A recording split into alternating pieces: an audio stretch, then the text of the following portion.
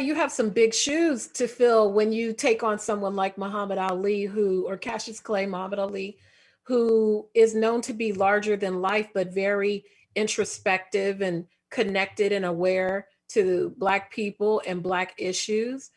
What was that process like for you to kind of alternate between those energies from being, I'm the greatest, to being very intimate with his close circle of people?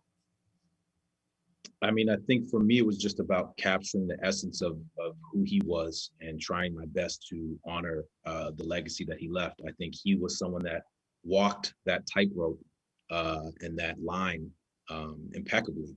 You know, he was able to kind of be in two places at once and be honest about his convictions that weren't always popular, but still be embraced and loved by the world and seen as someone who was a true uniter of humanity.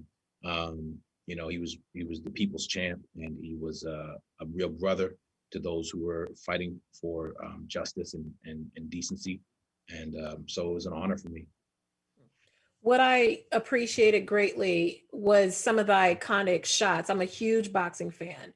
And to see some of those images like the pool and the overhead shot of the white ring were very, very meaningful to me as a boxing fan. Were you able to see stills of yourself in those images? Have you been able to see those for yourself yet? I saw a few stills. I saw a few, but not all of them. But it was really cool for me to just see where they put it in the film because I didn't realize that that's how they were going to open the credits of the film. And so they put that there, and they had the superimposed title. That was exciting. Mhm.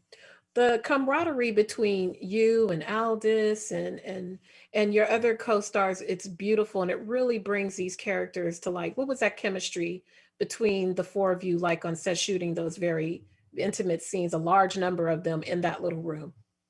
I mean, it was great. I think everyone was really aware of the importance of the story that we were telling and of the lives that we were um, trying to represent. And so we just all connected through the work. You know, we just all really were passionate, and we wanted to help each other and support each other and do everything we could to just make it the best it could be. So it was great. Mhm.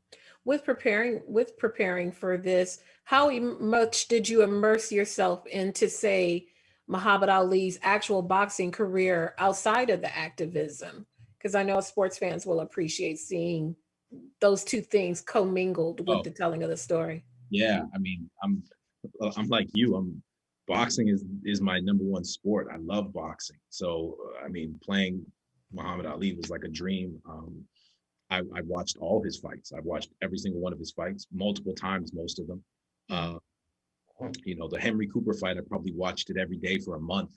Uh, Mm. so yeah, that was awesome for me to be able to just dive into that as a sports fan, as a boxing fan, and then my coach Rob Sal, who also did the fight coordination on Creed and on the Clarissa Shields story.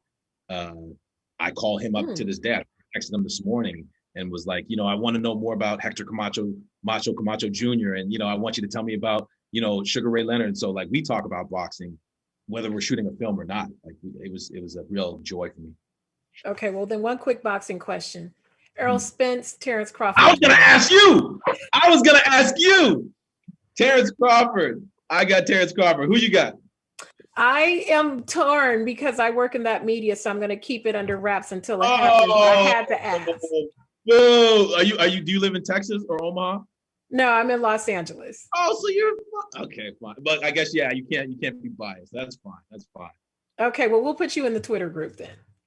Hit me up. All I'm right, with will you. Okay. do. Thank you so much.